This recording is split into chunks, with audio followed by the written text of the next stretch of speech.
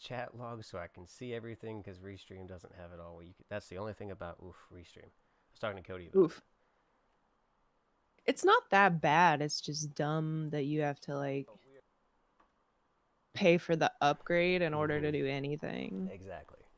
All right, we're good to go. So we've talked before, but it's been a little bit of time, not much. I mean, hold on one It's second. been a while. Okay, so could you tell us who you are? Your date of birth, your social security. I think we did this exact same bit last time, and it didn't I work. did, Yeah, and oh no, but I had to do it twice yeah, because the first time my sound wasn't working. yes. Well, it was my fault, but Well, yeah, well, yeah. So yeah, who are you? Why should anyone listen to you? Or should they?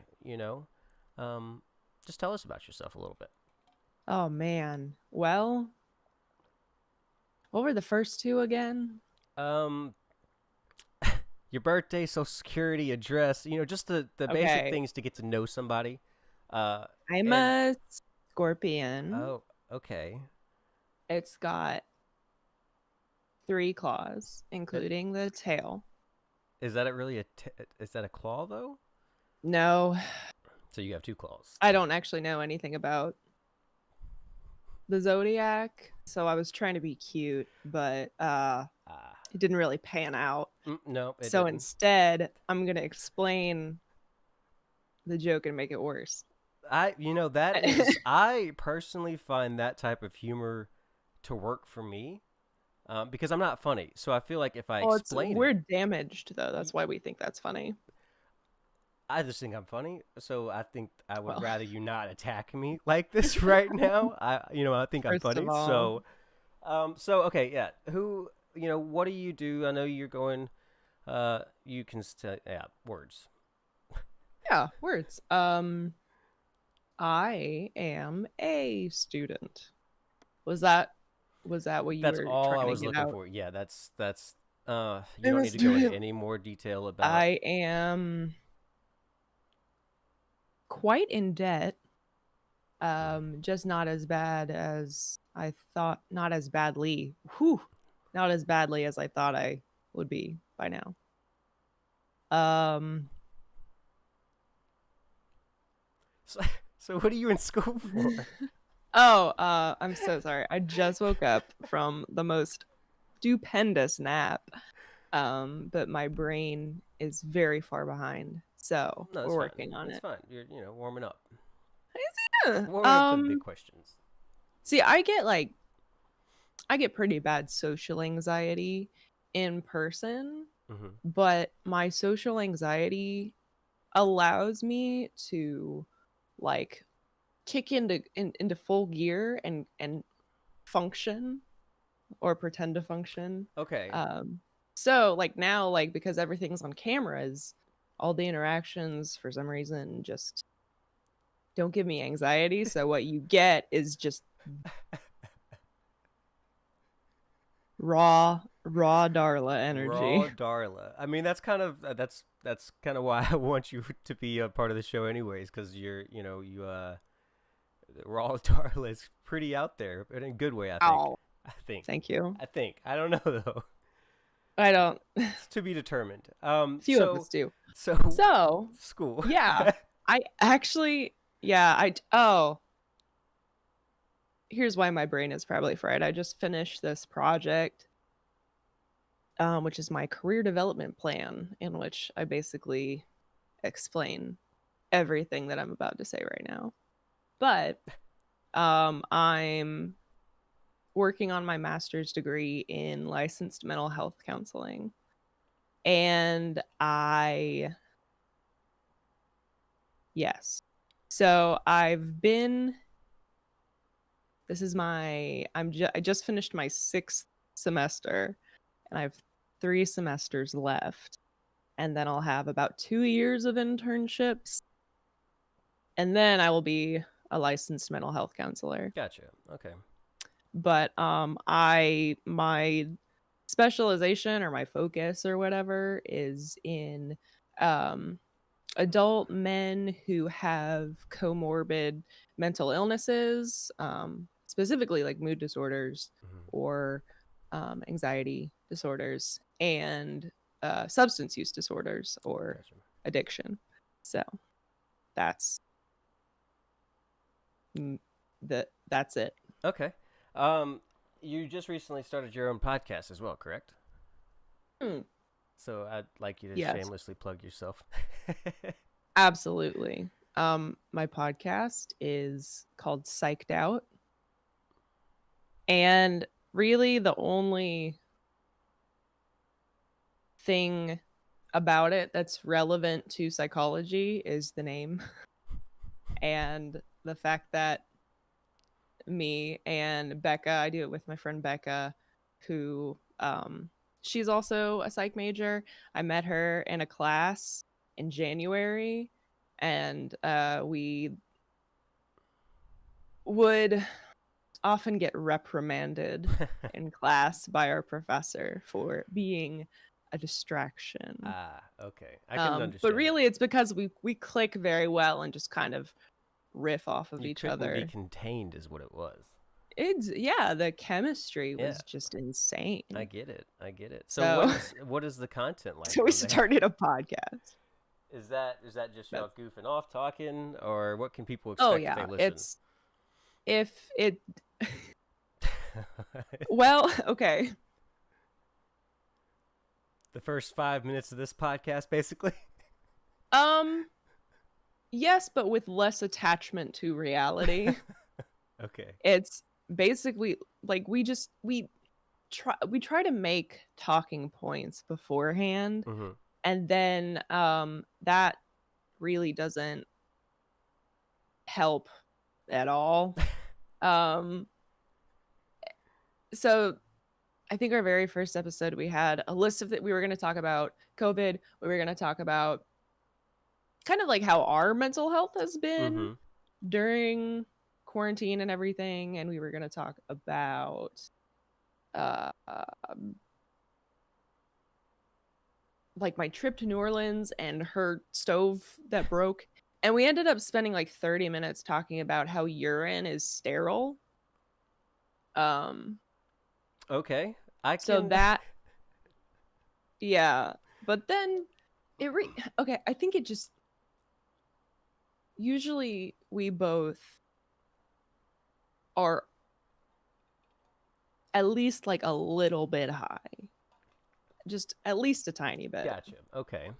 Um and it never really It just kind of goes. it just it's more like we're both very distractible as you are. I'm Yeah. sure you understand. Yes, I am. Very easily distracted. ADD is a So, bitch.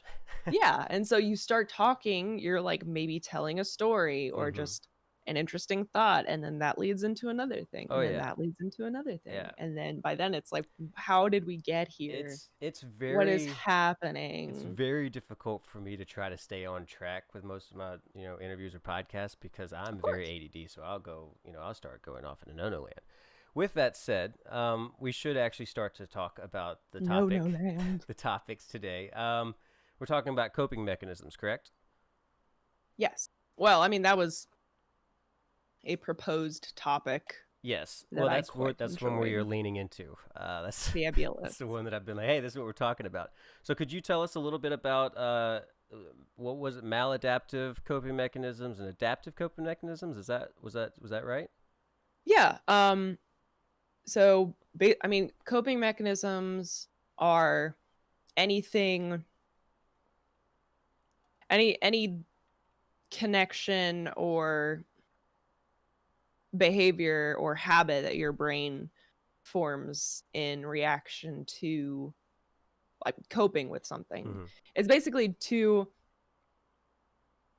anything when you're talking about coping skills, at least psychologically, or therapeutically, it's anything that helps your brain avoid being uncomfortable. It's Okay. basically anything you've kind of established to avoid discomfort Mm-hmm. or psychological distress or whatever. The most common coping skills apply mainly to like anxiety. Someone's anxious, they do something. Yeah. So, And yeah. do you have like an example of what someone might do as far as that would be, whether it be personal or just an example in general? That are uh, like almost instinctive. Mm-hmm. For me, one of my most noticeable coping mechanisms is sarcasm, which is basically just or humor. Yeah. It's an instinctual reaction to something. A lot of the time it's to avoid having to kind of sit with your feelings Mm-hmm. or just be uncomfortable emotionally. Um so a lot of the time, if I've gotten better at this, but people will try to say something meaningful to me, or oh well, if someone like pays you a compliment, Mm-hmm. and instead of just saying thank you, like making a joke. I do that all the time, because I get uncomfortable when someone pays me a compliment. So my reaction is just to like deflect Mm. it some way. Yeah. See, I didn't know that Um, that was a thing because I mean I do the same thing, and I kind of in the yeah. same way when it comes to I suppose anxiety. I kind of lean towards more humor and kind of knowing that I can either be the butt of a joke or make people laugh and kind of avoid that awkward tension and that anxiety. I suppose is what it is. I don't know. Yeah. I've never really thought about it about a coping mechanism. This is all pretty new to me, honestly. Um, Learn something new yeah, every day. exactly. That's why I'm doing this. Um,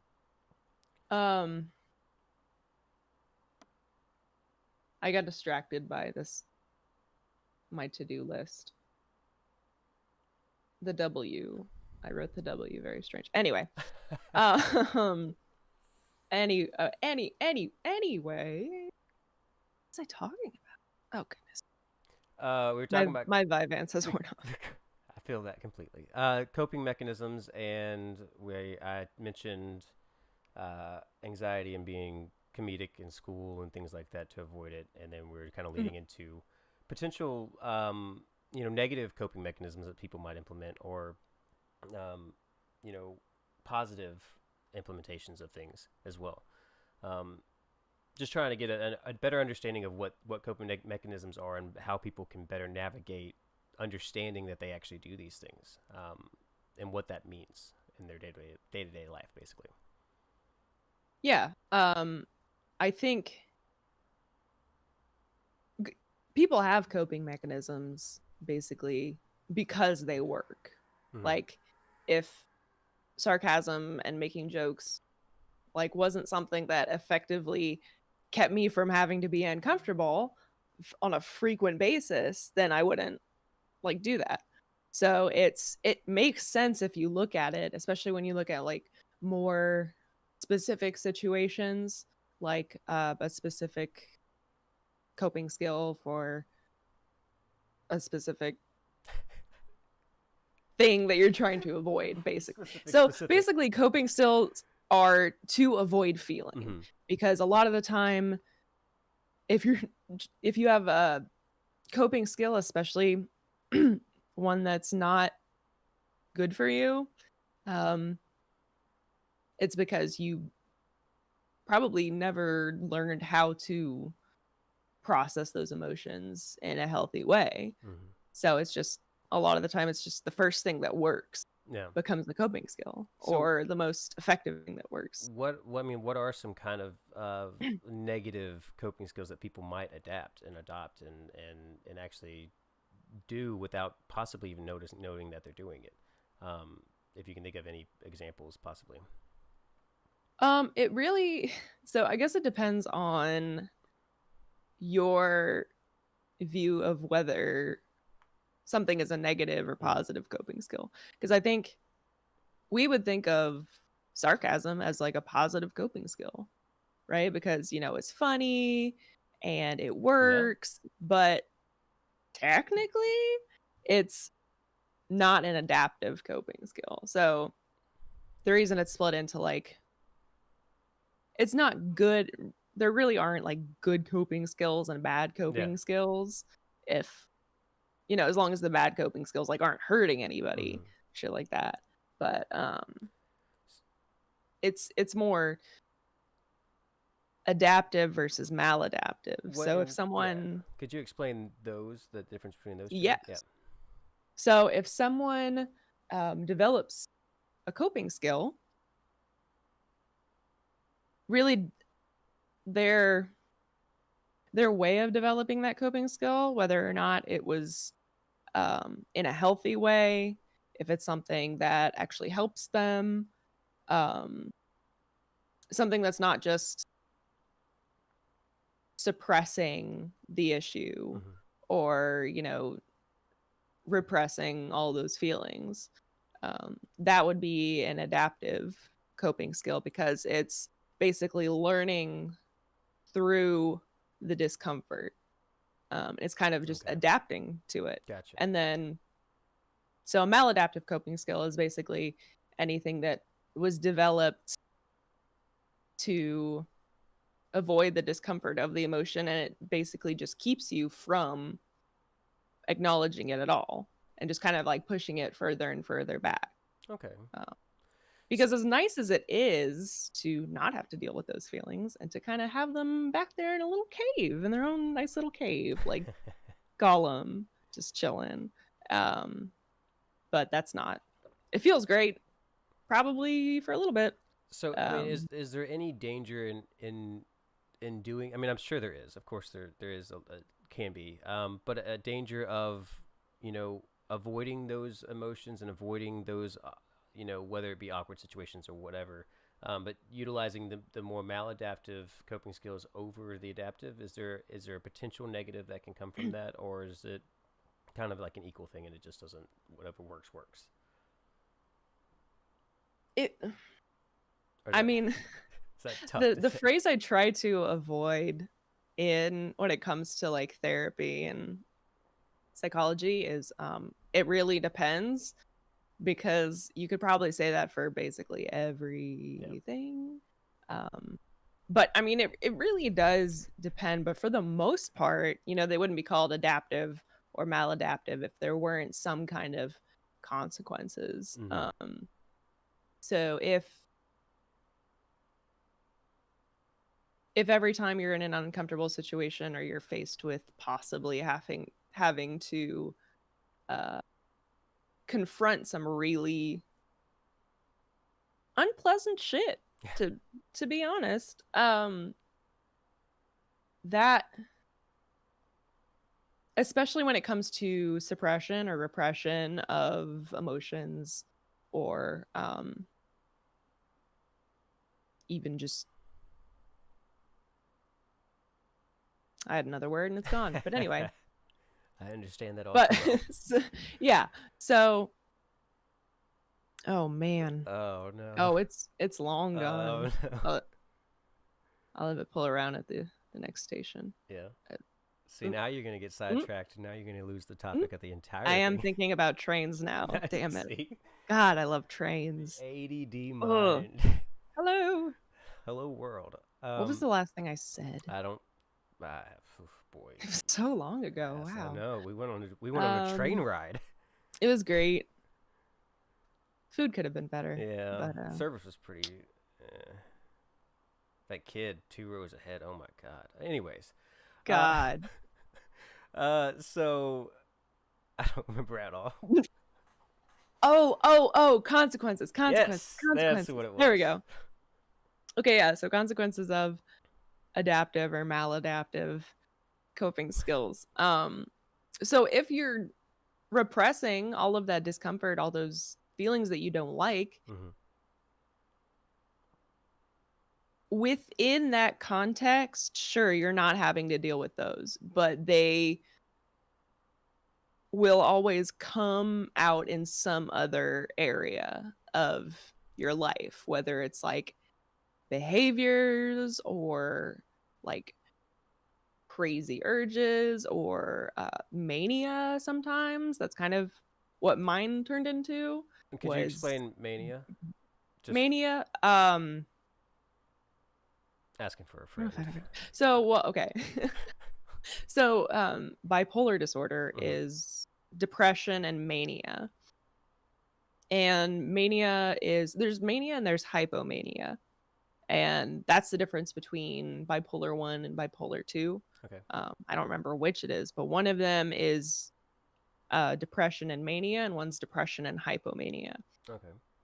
But mania is basically just hyperactivity in every area of functioning. Gotcha. Like, Okay. if has I don't know if some has someone ever walked up to you and just like started talking, and has not stopped talking and seems like their brain is going too fast for all the words that are coming out of their face, Yeah, it's like and it just every time I talk to somebody. well, it's a little No, if I had my I think I know what you're saying. yeah, Kind of like almost to the extreme of what they're doing at that time, I guess.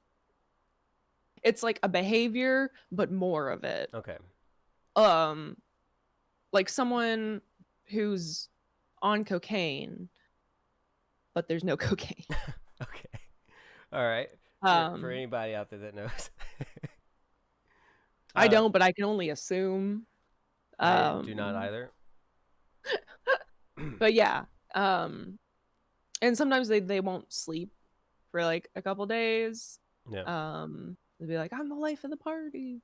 Um So but anyway, just mania is yeah. kind of just a extreme highs, extreme lows, just the extreme of the spectrum of everything, I suppose. Whatever. Yeah, because that's bipolar Yeah. is like two opposite sides of the poles. One's depression, low Hmm. lows, and mania, high highs.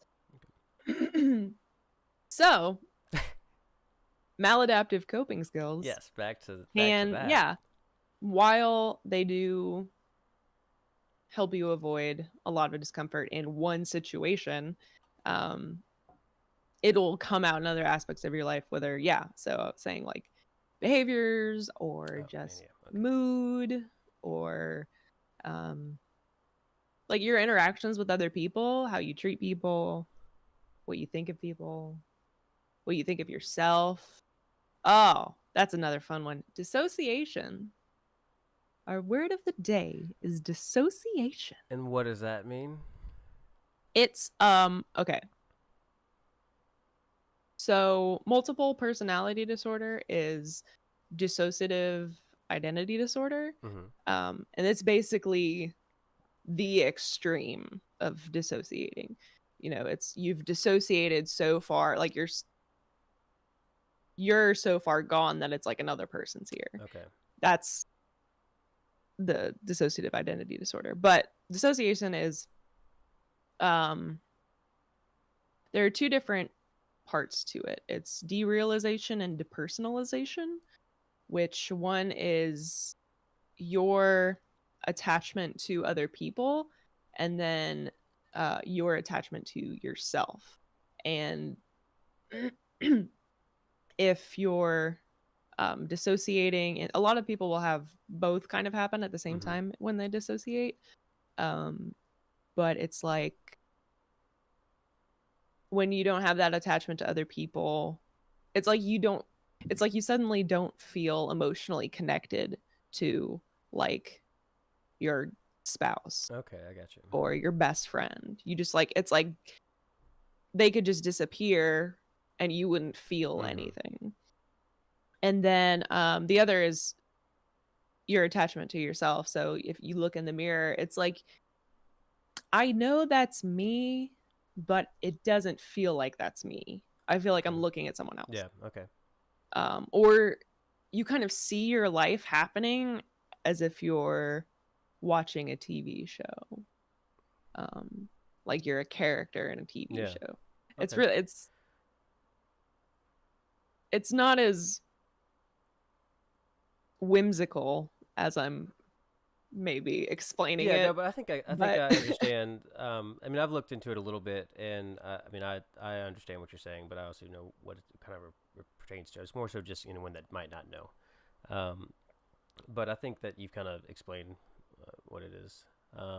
And so you're saying that without expressing, you know, there's a chance that it can come to those points where you can start to dissociate and even fall into mania and stuff like that if you don't use more of an adaptive coping mechanism or Yeah, even. I think honestly, out of all of those, I think dissociation is the most dangerous. Mhm. Um, but like in a subtle way, because a lot of people who self harm, Mhm. it's because they're dissociating, and it's like they're in a dream, and like when you're in a dream and you pinch yourself to wake up, it's kind of like that because the dissociation is just it's out of like you don't Okay. feel attachment Yeah, I to gotcha. anyone you love or to yourself. Um, and so it's kind of like that pinch. And I self-harmed for a while until I started Zoloft. um, Now I'm good. well, that's good. But That's yeah, great. so I think that's why I personally that and I just might be biased because I have personal experience with it, Mhm. but I think dissociation is probably the most dangerous of um, coping skills. And so, what are some other potentially dangerous coping skills that you can think of? I mean, obviously, like drugs and unprotected sex, etc. Anything, the most obvious ones are ones that can be like damaging to Yeah. you or to others because, it's bad enough that you're having that or you're doing that to yourself to avoid feeling, but it's the main thing is it's an issue because you're doing it to Yeah. avoid feeling. Like there's nothing inherently wrong with humor or making Mhm. jokes, but the fact that you're using it to avoid feeling, Yeah. that's when it's can be dangerous and just unhealthy and stunts emotional development. That makes sense. I mean, I think it's a very uh, difficult thing for people to emotionally develop. I think, and like you said, avoiding confronting those emotions, those feelings, those times, those whatever it might be, um, denies you the opportunity to learn and grow from that chance instead of. So I can kind of see where it would be Hmm. dangerous or can be dangerous to continually avoid it. Um, I had a question. Oh, so say for instance, someone does tend to lean towards maladaptive and dangerous coping mechanisms. What are some things that they can possibly do to try and um, to get out of that, or to stop that, or to refocus, or to shift that thinking? Well, if you are someone who tends to lean toward maladaptive coping skills, congratulations, you are a human person. You did it. Welcome. Um, Some reptiles out there like fuck yes, yeah, I did it. Pinocchio. Okay, anyways, sorry. I've noticed one thing through my own therapeutic journey. Um, the best place to start is just acknowledging what is happening. Like, okay, I have this coping skill that I use to deflect from this feeling. And I don't think you can expect to all of a sudden just not do that anymore Yeah. because this is something that you've been even subconsciously constructing your whole life or Yeah. however long. Um, so it's not that simple to just kind of yeet it out of Well, there. But yeah, well, how I sorry, mean, what? how could you even go about self realization on things is difficult as it is, Oh, yeah. and how can you get to a point where you can actually, or what is there anything that you can do to where it can help you realize these potentially dangerous, coping mechanisms before it actually causes danger or problems? Well, that is why I love therapy, because a good therapist will basically go through that with you. I had one of the most difficult therapists I ever had. Difficult as in our sessions were just emotionally exhausting. Mm-hmm. But when I would never know what I was going to talk about when I went in, but she never really seemed to have a topic prepared. But we kind of just started off with ta- we talked a lot about my coping mechanisms, but there were a lot that she also told me about that Yeah. I hadn't really thought of, like sarcasm or whatever, or smiling when you're uncomfortable, stuff like that.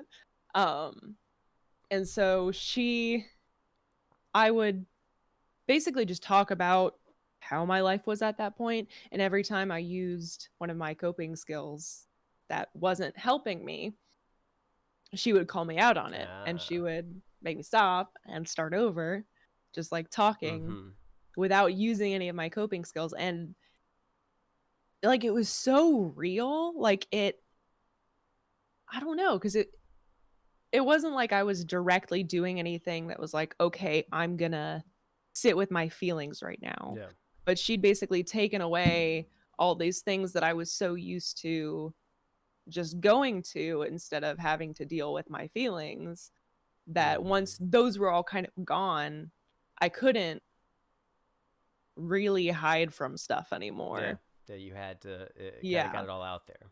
So, yeah, it's mindfulness is another just super good way. That's basically what it was, though. What she was teaching me was mindfulness, Mm-hmm. um, which I've done so many, so many research papers Oh yeah. on mindfulness. Well, could you explain exactly what that means? Oh Since man. since you have the Oh, research papers. I have a 20-page paper to send you. Well, can Oh, you condense it into like, oh, I don't jeez. know, 30 seconds to 2 minutes or so, however long you need? Yes. Hold on, because there's just oh, So okay, so it mindfulness is basically one of the facets of Buddhism, but it it has nothing to do with religion, and it doesn't even have to be spiritual if Yeah. you're not spiritual. But I mean, I think there's a huge difference between spiritual and religious, and I think everyone is kind of a little bit Yeah, spiritual. that makes sense. Um, but Professional paper writer. what year is it? Oh,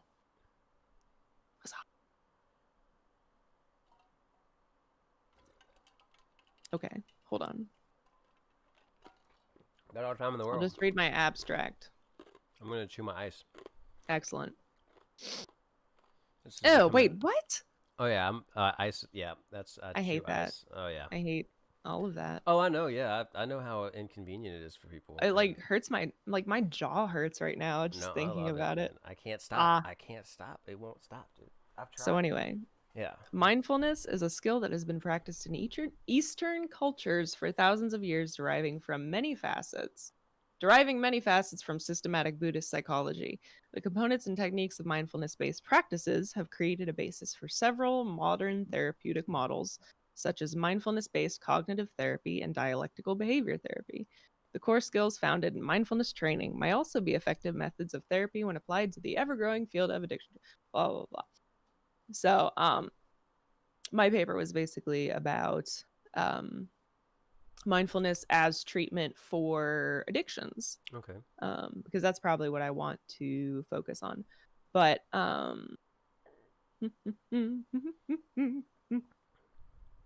it's it emphasizes the importance of being rather than doing. So, like meditation is the best way to practice mindfulness. Okay. Um, and meditation is I don't know if have you ever tried meditating? I have not much. It's fucking hard. Yeah, it is. It is. Um, Like, oh, if you're doing it right, I was like lucky enough to have when I went through dialectical behavior therapy, we learned a lot of mindfulness meditations through the program, and that's mhm. one of the reasons I love DBT so much is because it takes a lot of the mindfulness um elements and just applies it to life. Yeah, But it's basically just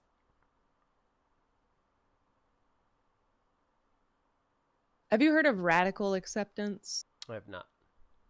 So, radical acceptance is one of the most important kind of components of it. Um, but it's basically just acknowledging what is happening. Mhm. Like, you start off meditating, you're supposed to just kind of like check in with different parts of your body. Like, what do my feet feel like right now? Are they like on the floor? What do they feel like in my shoes? What can I hear? And then you're like breathing and all that stuff. But um so radical acceptance isn't it's not complacency at all. Okay. It's not just like, well, I'm in a shitty situation and that's just how it is. Yeah. So yeah. Um but it's really just acknowledging everything that's happening um in your mind and your body, and then not not necessarily like fighting it. Mhm. It's not not like punishing yourself for it, because a lot of the time um there's a really good book called Radical Acceptance written by Tara Brach, who's she was a Buddhist. I think she is still like a Buddhist teacher, but she's Mhm. also a psychiatrist. She has like a PhD, and it she says that all of our interpersonal conflicts and issues stem from inherent feelings of unworthiness.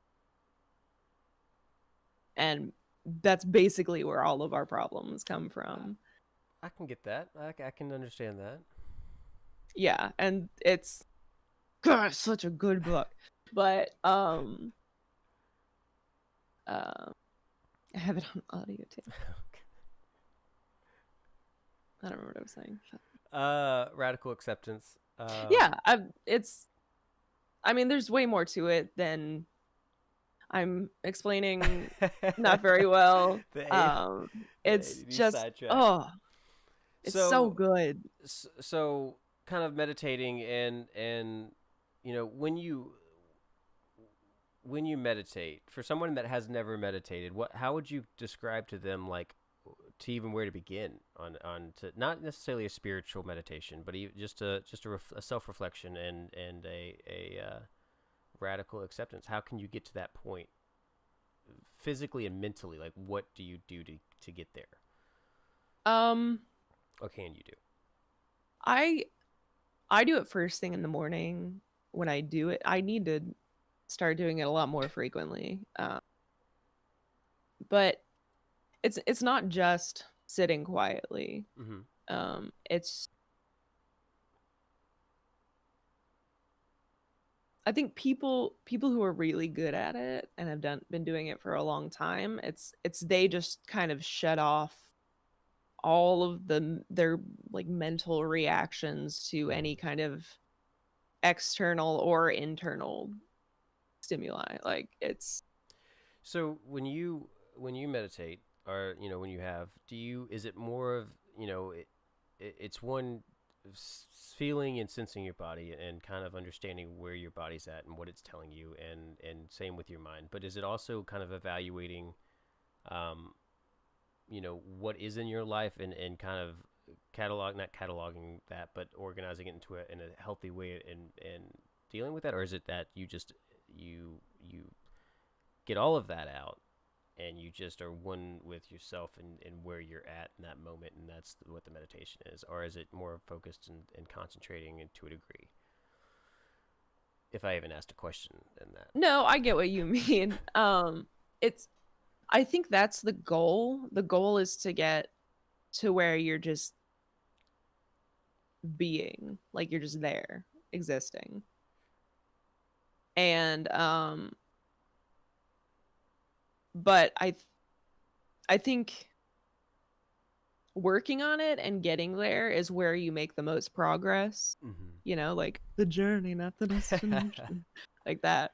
But um because a lot of the time when you're trying to clear your mind and just be there, um sometimes the thoughts that pop up are things that you maybe hadn't looked at the way that you're looking at them now. It's Yeah. kind of, you're putting your mind into like a bigger picture kind of thing. Like Mm-hmm. you're looking at it from it, you're taking a step back and not attaching yourself to anything. Gotcha. And not keeping that same like consistent mindset you usually have towards things, or even if something comes into it. Right. Um, And it is, but it's really just, you don't make a plan no, when you yeah, of meditate. Like you course. sit down and it's just like, I'm just gonna Yeah. be here. And then, you know, the first few minutes are just these distracting thoughts that pop Mm-hmm. up, or like, oh, did I leave the oven on? And then but at the same time, you're not supposed to push those thoughts away. So, sorry, I didn't mean to cut you off. Grenadier, probably said that wrong. 990 said, "When I'm depressed, I listen to music in the shower to cope, no matter what time." So would that be a adaptive or maladaptive? When he's what? He does what? When Sorry. he's depressed, he listens to music in the shower to cope, no matter what time. So is that because that I mean that's kind of adaptive, correct? Because it's not like they're running from that, but at the same time, is that maladaptive? I don't, that's why I you're would here. say it's adaptive. To some extent, of course, because there are some things that, for me, a shower when I'm depressed is behavioral activation, um, which is a whole nother term. So behavioral activation is really good for depression. Because when you're depressed, a lot of the time you don't feel like doing anything. Yep. Like when I'm depressed, I just want to sleep Yeah. or lay on the couch and do nothing. Yep. Um, but in the back of my mind, I know if I do something right now, that's going to make me feel better. And it's going to kind of make me less depressed. But it's like the last thing that your body wants to do. Yeah. And so behavioral activation is doing something that you just really don't want to do because you know that that will help your depression. So for me, like if I'm really depressed, it's like I don't want to be a person and take a shower, but I know that'll help me feel a lot better. So if I can actually force myself to get up and take a shower, after that, sometimes I'll be like, well, while I'm up, I might as well just kind of like pick up in my room, tidy it up a little bit. Yeah. If I'm gonna be taking depression naps in here, I want it to look a little nicer. Yeah. So, and a lot of the time it's kind of like one thing leads to another, and you know, it's not like I'm magically not depressed. Like my depression isn't cured, Mm-hmm. but it's, Those small little victories, those small little yeah, accomplishments. Gotcha. really the self-hate part of my depression has a really hard time being a dick to me Yeah. Oh, yeah. after I've been productive. Yeah. I get that And completely. yeah. So I think in that sense, behavioral activation is always good. Yeah. Um, unless you're using it with, you know, a maladapt. See, if you when you're depressed, he said when he's depressed he takes a shower and He said listens to he music. worded it bad. I hop in the shower and then listen to music whenever I'm depressed. I tend to hop in the shower to pass time. Oh, to pass time. Does it relieve your depression? Yeah, does that help at Or is it all? just to pass time? Does it make you feel better at all? See, my thing is baths. Like I'll love laying in baths and just relaxing. Mm. But I also feel like it's a bad thing at times because it's just like it almost de-energizes me even more um, afterwards because it's not standing up and it's just so relaxing. Yeah. And then of course when I go to lay down at night, I wake right up. So it's like my big problems right now is sleeping schedule and Yeah. getting to those points to where I am doing small things to get out of my depression because it's kicking my ass. He said, yes, it gets me thinking. I don't ever like showering randomly, but when I'm depressed, I'll shower 2 to 3 times a day just to think about life. Feel the warm water, and it soothes me and calms my depression down, and I just feel, I don't know, better, more clear about everything, and just emotionally more stable. I mean, that sounds therapeutic. Yeah. Like, that sounds even like mindfulness to me. If you're in the shower and it helps you think and you can just kind of like be in there, I think that's definitely a healthy coping skill. Yeah, as long as you're, actually addressing things and uh, you know, I suppose not just wasting your day simply just to let it go by. Um, which even then, I suppose, on days is okay, right? If that's where is that line as far as when does that coping skill become a negative, or a bad thing? That was a question I'm trying to ask. Oh, I was Sorry. like, huh. So I mean, yeah, Um, when could that become a negative or bad? Like, when could like say for instance, his showering or taking 3 baths a day in the same sense of just relaxing. Like when does that become? I guess when it starts to negatively impact your life, or yeah, when it gets in the way of your daily life. And I don't like if it's just a bad day, like you have a bad day, then I think it's understandable to take some self-care time and not beat yourself up for having to take that time. Um, but I mean, if it's like, if this is something that's happening every single day and it's getting in the way of like work or friends or family or anything like important to you within the day, then I think the bigger issue there is like, well, what's going on that you're needing to be using these coping skills like so frequently? no? Um, He said drugs and alcohol used to be my coping mechanisms, but I've gotten the drugs mostly out of the way. Alcohol still working on it. And sorry, I'll get right back to you, Grenadier, or you can answer that. congrats. Yes, congrats. That is massive. Progress, dude. Uh, I had another question somewhere. Where is that? Okay. Chris Bolton said, "What's your thoughts, or what's your thought on internal and external scars and how both affect people mentally?" Internal and external scars. By external scars, do you mean like literally? There's like a 18-hour delay on Facebook, so we'll probably hear back from tomorrow sometime. But back to you, granted, I can't say this. Jesus, words. That's awesome.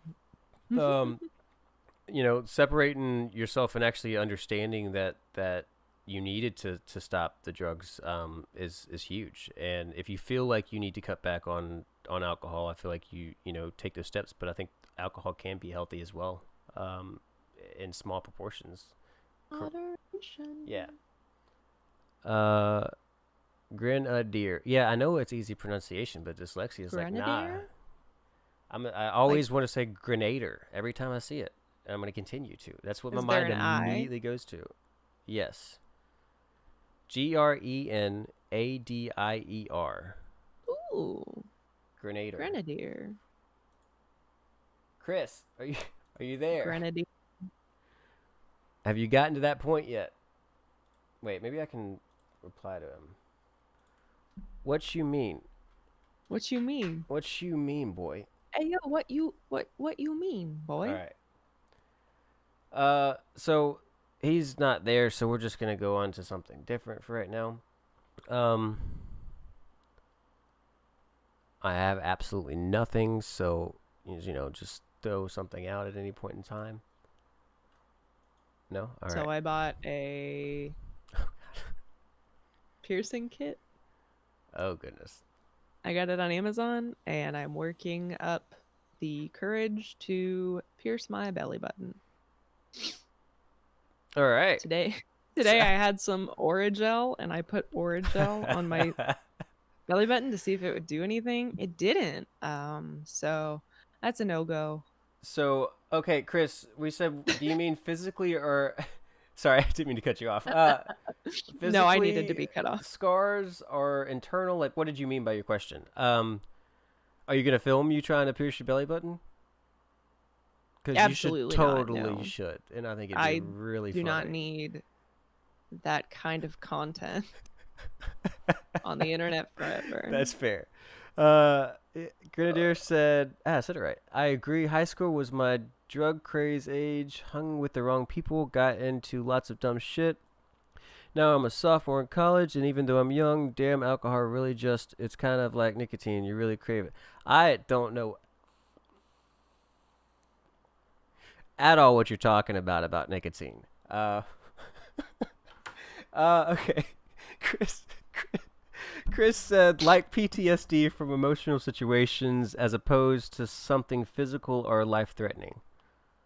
Oh. What was the original question though? What's your thought on how both affect people mental? I mean they are meant. If you're talking about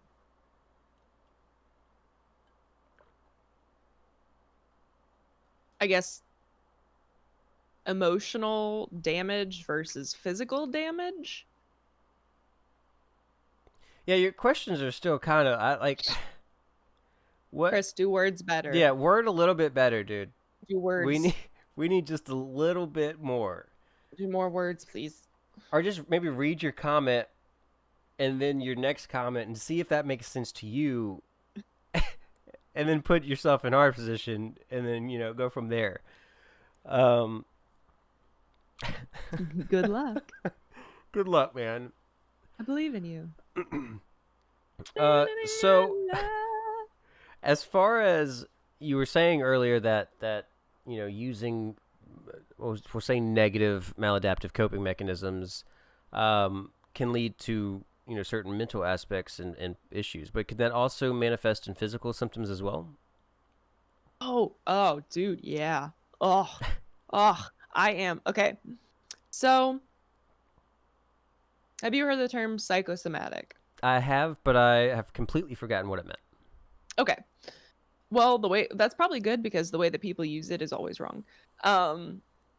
When psychosomatic is an imagined symptom. It's a symptom Okay. that's not there. So, someone's like, my arm hurts, my arm hurts. Yeah. Like, oh, you're just imagining it. But so then there's somatic, which I think is basically, I don't know why they have two. Even if someone's imagining a symptom, Still a like symptom. it's still something, you know? So, but somatic is psychological stuff affecting physical stuff. So, I guess like a really kind of common one is you get nervous and your stomach starts hurting, Okay. right? So Yeah. that's a psychological thing, nervousness, anxiety. It's causing a physical reaction in your stomach. So that is what a somatic symptom is. So, and that is super fucking common. There is I just remembered it, and now I want to go read about it. Dude, um, I did a project on neuroplasticity, which is basically your brain's ability to heal Mm-hmm. itself from either structural or psychological damage, and how closely related psychological and physical things are. And there's this database that um it's the ACE test. It's adversive aversive child adversity childhood something events. Anyway, it's basically it's a 10 question survey, and if you answer yes to a question, you get a point. And if you answer no, you don't get a point. So at the end, you can get between 0 and 10 points as your score. Adverse childhood experiences? I think so. Um, that sounds right. But Sorry. so no, you're good. Um, yeah, so it's basically, if did any of these things happen before your 18th birthday? So one is uh someone in your family was in jail, and then you were physically abused by someone in your household, or you were sexually abused by someone in your household, or your parents got a divorce, or one of your parents died. So the highest score you can get is a 10. And obviously, if someone gets a 10, that means they probably had a pretty bad fucking childhood. Yeah. And so there have been all of these studies on the basically physical, like medical issues that people have, and then their scores on that Oh. test. So I think I got a 5. And they, on their website, they show it's like if you got people who got between okay, now I need to pull this up because it's a very good thing. You say something charming while I type. Charming. All right, Grenader. Shit. Fuck that. never, Aww. never knew the name for it, but I knew exactly what you're talking about. The imagining of something, I guess. I feel like that really affects me. Triggers my anxiety super bad when I don't take my medicine. Any symptom from any minor pain or anything freaks me out. Glad you brought that up. Yeah, I would not doubt that I deal with that as well. I'm in constant chronic pain, but I also have a very old body. If this is not going to sidetrack you, Chris did respond. If you want to wait and hold that until after you find what you were talking about just now, Yes. because I have already forgotten. Yes. We're going to address you, Chris, in a second. I believe in us. I believe in our abilities. I believe in wherever the fuck there's fucking. Oh, you know what? I bet it's in. I bet I have a link to it somewhere. Like in my Google Drive. I'm not good with words, man. Hey, dude, I Hello, completely my understand baby. that. I'm Hello, terrible with my words. baby. If you'd like to get on Discord, we can. I mean, you can ask the question if What's that makes it words? easier. Word. But anyways, have you? Do I still need to be charming? Maybe. Hold on. Oh, wait. Oop, oop. Found it. Found it. Found it. Found it. I found it. It's an interactive chart. Huh. Okay. So, are you still there? Yeah, I was doing my charming face. It was pretty charming. Oh, I'm really proud. Yeah. So,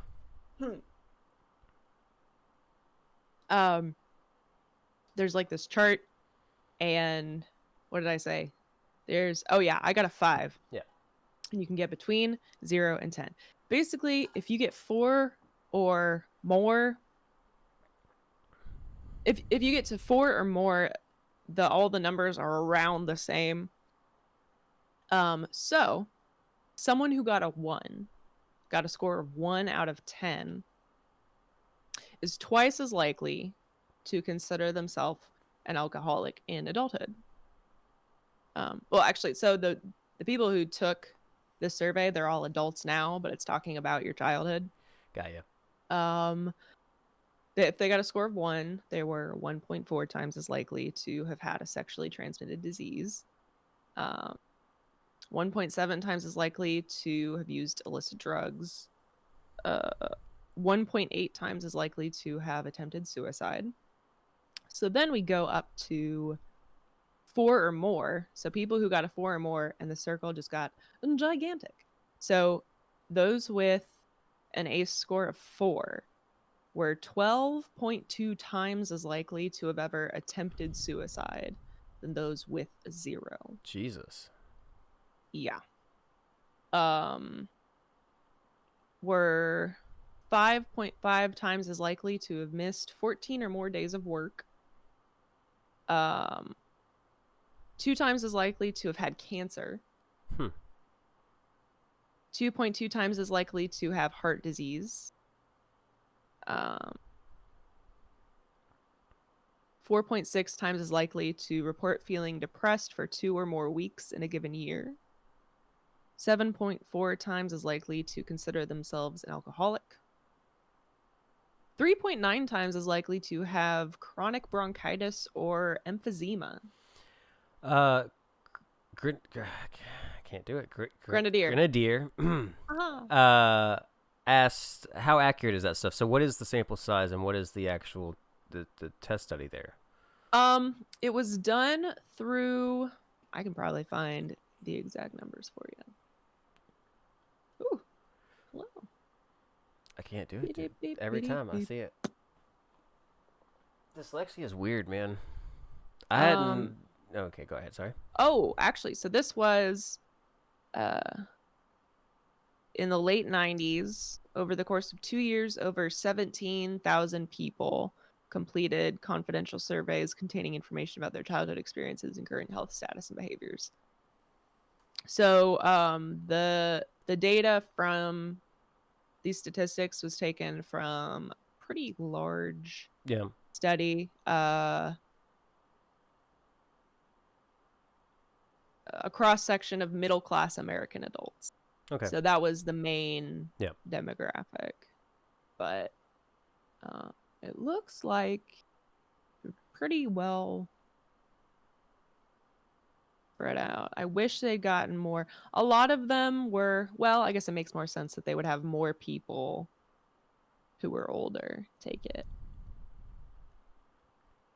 Yeah, they'd have a longer span to actually gauge it, I guess. But yeah. So that's basically just saying that you know there isn't there is a physical association to, or there can be a physical association to the things that we go through, I suppose. Oh yes, that was the whole point of this. I forgot. Yeah, because that's, oh my god, I can't believe I didn't even talk about this. Oh, so yeah, when I was talking about how suppressing discomfort and avoiding confronting uncomfortable feelings, doing that, it'll come out in other parts of your life. One of them is very physical. It's medical.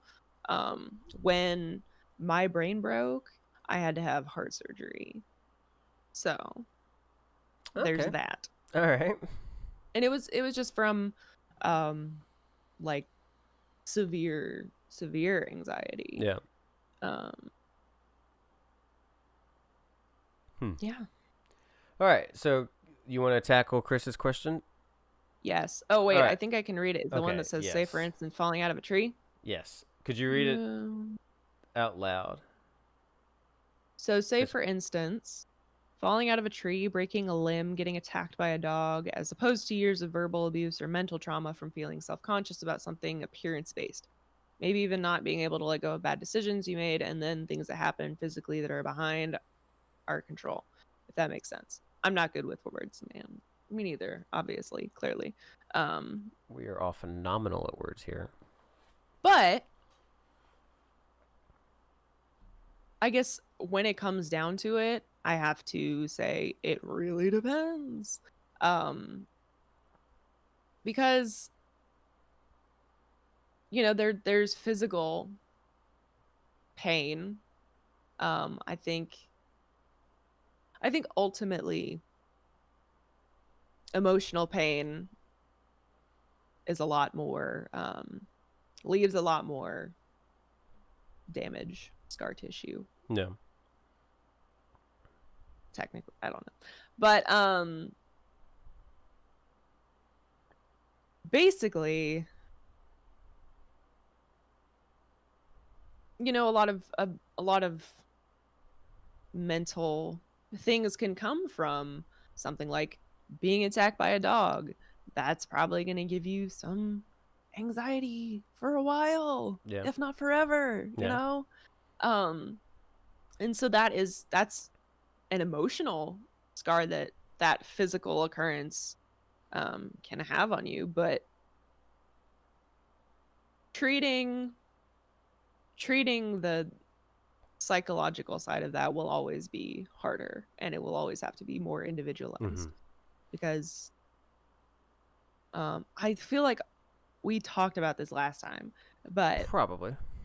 like Ethan, if you and we both break our arm the same exact way, um, we both go to the ER, and they're probably gonna give us both some pain medication, maybe.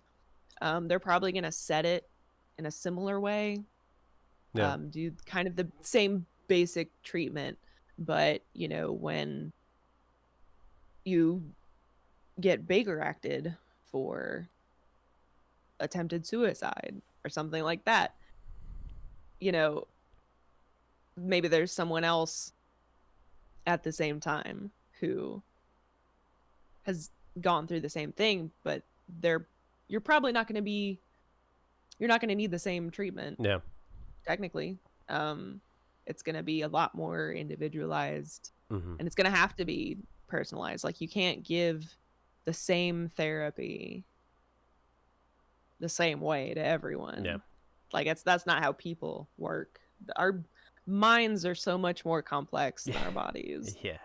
Sarah So, Taylor said physical symptoms can manifest, and oh ho ho. I don't know what the oh ho oh ho ho was, but ho. yeah, we were just discussing that, and yeah, I mean, you know, I know that I deal with a lot of chronic pain, but I also have a bad back and have bad knees and other things as well. So, you know, I have also experienced the debilitating side of depression and anxiety to where, physically you're just drained all the time. Physically, you just don't have that. And I've had the dissociative, part where I have kind of separated myself from depressive episodes to cope with it. And, that's not healthy at all, I don't believe. Or at least how I was doing it was. Um, I had a point that I was going to make, but I have completely lost it. Did you get distracted by a comment? No, Because I actually, did. what was the Oh, I was just saying that when you were trying to find the words, oh, ho, I ho. just saw Oh, it okay. pop up, and then I was like, "Hello." Yeah, that's the problem. I have 3 windows open right now. No, 4 windows open with all the comments. It's too much to keep up with. Don't you open up that Uh, window? So okay, we're kind of reaching up about an hour. We can keep going if you'd like to. We can talk about something else. We can shift topic. What are you wanting to do? The ball is in your court, um, and so you can dribble or take a shot or what I I have don't know. absolutely no hand-eye coordination, Okay. so I will. I don't know why I'm on the court in the first place. Well, I don't know who let me on. well, They should lose their job. yeah, It's a bad time. they, yeah. Sorry about that, people. Uh, so what? Oh, hold on. Reset. Um, so what are some things that I can ask you right now that would be interesting and Probably engaging? questions. Yeah. Uh, I had a question and it is completely gone. I apologize. Um, Is what it is. be charming for a minute. Me? Yeah. Ah, but I'm scratching my armpits. I Oh said charming. no. That's perfect. That was it. That was Yes. I'm sure that was it. Um Hello. so hello. So uh it's gone. It's completely gone. So we're going to try to either shift focus or wrap it up or something. Is there anything else you'd like to say or mention or bring up or talk about? Does anyone have any questions that you would like to ask? Or would you like to try to do a cartwheel? You know, these are the Me? questions. Yeah. Mm-hmm. I have never. I cannot. You've I never can't. done a cartwheel? I've never been able to successfully do a cartwheel. No. You literally just and then Oh yeah. you just Oh yeah. fall. Oh yeah. I know. It's so easy, right? I mean, Anyone could do it, right? I mean, I've I, heard it all before. uh, that's sad. So did It's. you, I don't. I don't think I'm like physically built. It's. I'm so long. yeah, but long I'm so people, long, but long and my people can arms. do Okay, cartwheels. my wrists are so skinny. These would have to hold up my long body, which, thanks to quarantine and medical cannabis, is a healthy weight now. Well, that's Finally, good. for the first time. That is really good. Um, okay, so once again, who are you? Why should people listen to you? Shamelessly plug yourself, and when would you like to come back and do another episode? I've never experienced shame in my life, so I will. I will indeed Oh wait, hold on. We got a question. shamelessly plug. Could you read the question, or would you want me to read it to you? What? Oh, hold on. I don't know what screen I'm on. Too many.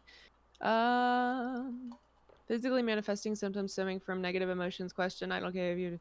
Are they more likely to happen with hormone imbalances? Yes. Next question. No. Yeah. Like there are.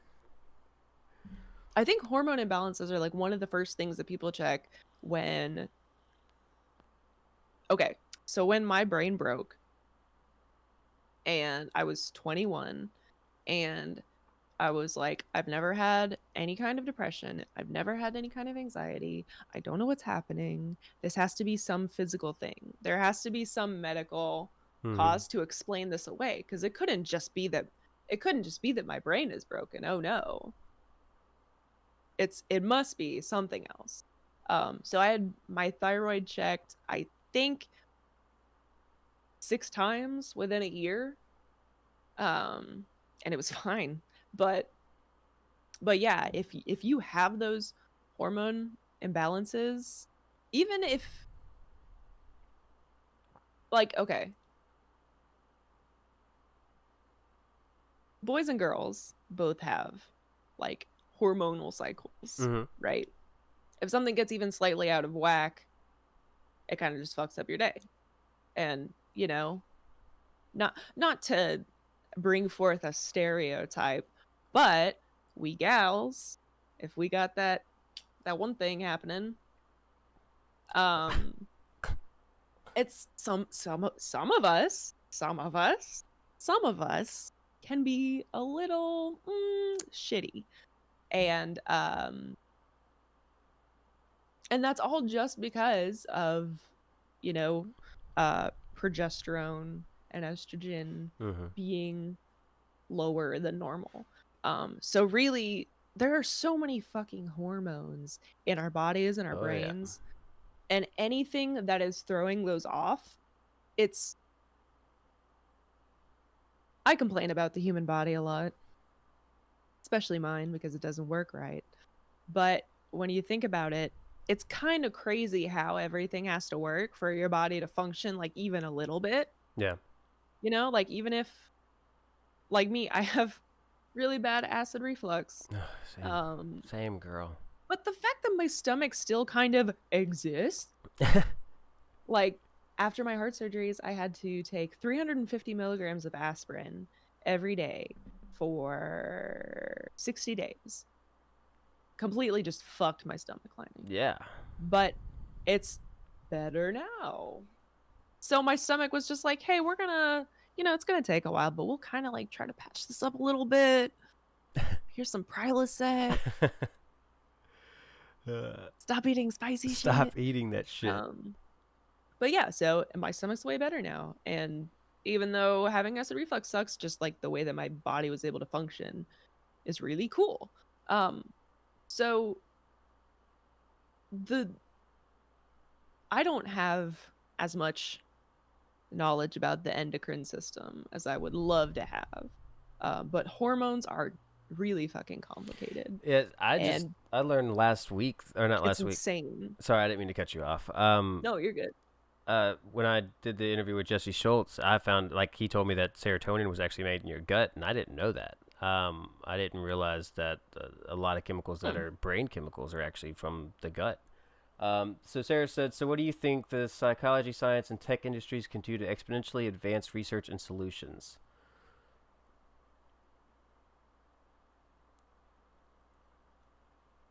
Hold on, let me read that again, but slower. That's fair.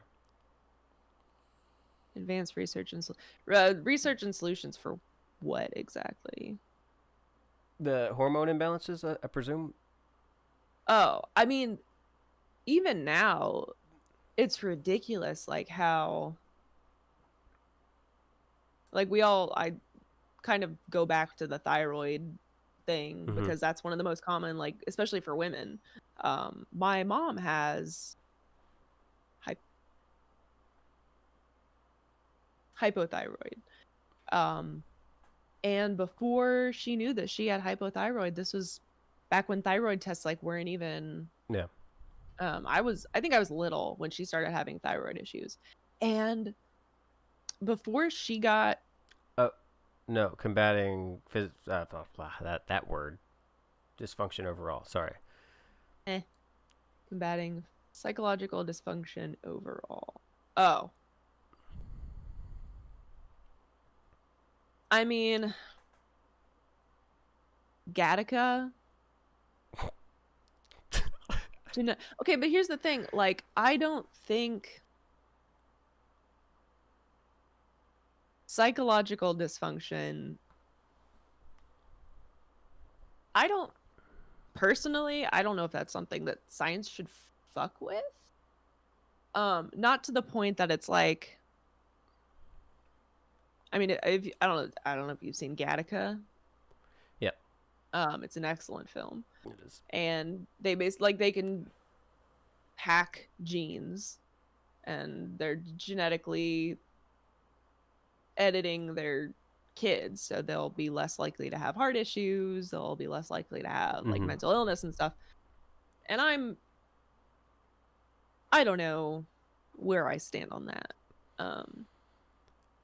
But I think relying on science and medicine 100% is not the best way to go. I mean, on like an individual basis. Mm-hmm. Like, when my depression and anxiety were at their worst, I was prescribed Zoloft, and that's just what I needed then. Yeah. And I think if I'd started Zoloft without doing any therapy, I don't think that I would have made progress as quickly as I did. Um, because like yeah, the Zoloft really helped with um my panic attacks and just my really bad depression while I was still learning how to create adaptive coping skills and how Gotcha. to handle it in a healthy way. Um, And yeah.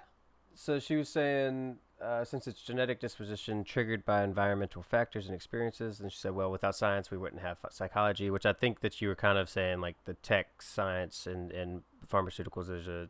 Oh There's a yeah, no, like science and the study of it, absolutely.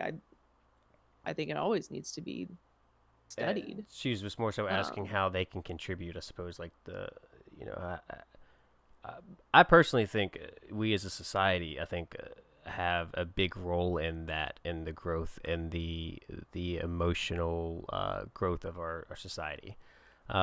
I think it's starting to get mhm. more accepted to talk about these types of things and talk about minds and who people actually are, instead of putting on this face mask and pretending to be somebody else we're not. I think that's a huge thing that will help that, as far as tech goes and as far as science and medicine, is, how they can contribute.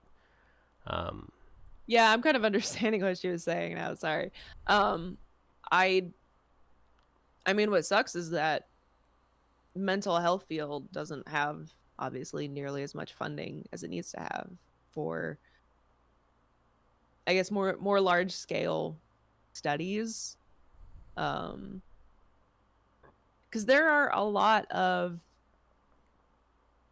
psychological theories and kind of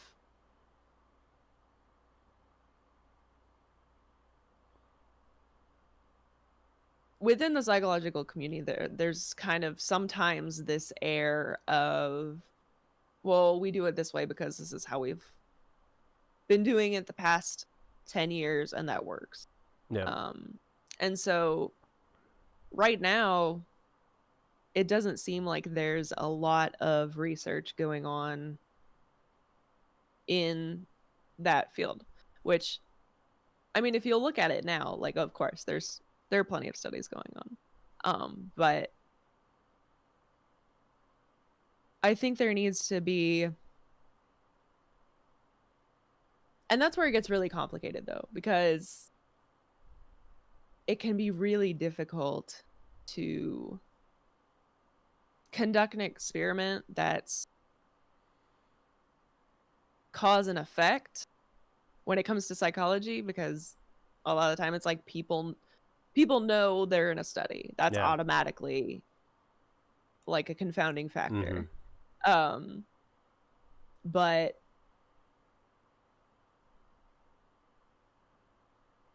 yeah. I I don't said know what it's I'm saying. misleading to state not to depend on science when we utilize scientific research methods to teach solutions in psych. Yeah, Yeah. no, I totally agree with scientific research methods. I don't know why I was thinking for some reason you said something about science and technology and made me think about pharmaceutical companies or like medical, I don't know. Anyway. Yeah, what I understood from you saying is it's the there's a difference between. I think you're addressing a different point. Anyways, I think you definitely believe in the scientific method in science. It's just Oh, yes. you're Oh talking no, I about love science. um But I think there's a lot of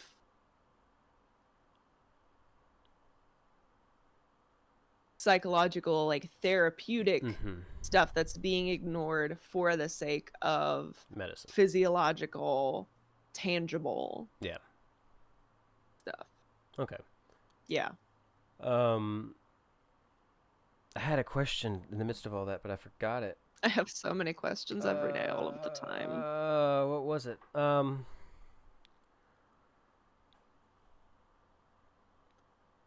I don't remember at all. It's gone. Mm.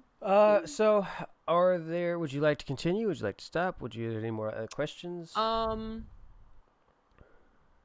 Let me look at my thing. Where is my thing? How long have we been? How long has it been? It's been an hour and 20. Oh, lit. Yep. All Time to eat food. right. So once again, this is Darla Lyon.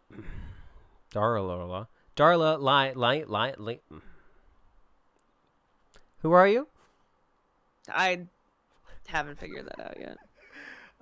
She has Oh, dude. she has a I'm podcast. Darla. I have a podcast. Oh, but it's not. I'm much more in my element in my podcast because I can BADD. yell about the asshole fox in the book Fox and Socks by Dr. Seuss. That fox was a fucking sadistic asshole.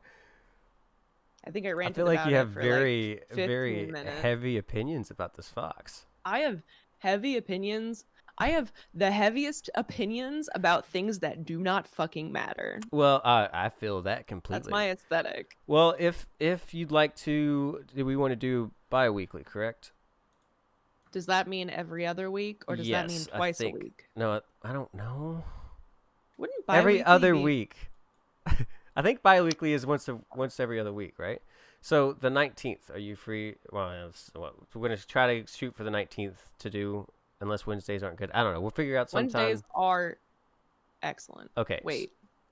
Yes. Okay, so we're going to try to schedule the 19th, and then we're going to do it with you and your co-host on the podcast. What was her name? Becca. And so do you want to do Psych again, or do you want to do more of a free flow like y'all's podcast and kind of just go from there? Or because I also can. Have you listened to our podcast? I listened to the first episode. It's okay. it's see, I personally love that type of concept. It's a lot more tame than episode 2. Well, that's fair. So. I'm open for whatever, because I have some very strong opinions about shit that doesn't matter as well. Excellent. And if you want to, I feel like we could do a little bit of both. Yeah, I'm definitely down for that. It's whatever you're up to. But do you have like a weekly schedule for y'all's podcast, or is that kind of up in the air right now? We don't do live. We record on like Tuesday nights. Mm-hmm. So. And then y'all upload. Oh yeah, we upload every Saturday morning. Okay. I forgot that's the part that actually that is matters. the part that matters. All right. I will make a post or something about it and tag. Yes. Do you have a page? We have a Facebook page. It's just facebook.com/psychedoutpodcast, I think.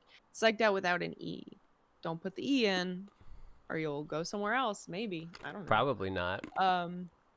But we're on Buzzsprout, and we're on Spotify and Google Podcasts.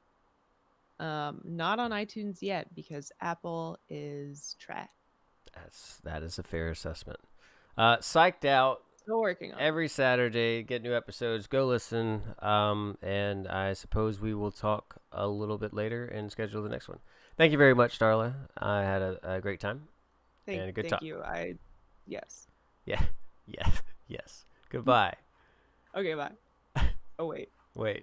Hold on. Awkward. So many tabs open. All right, hold on. All right, bye-bye. All right. Wait, hold on. Okay, there we go. All right, I am getting off anyone that's there. Giggity.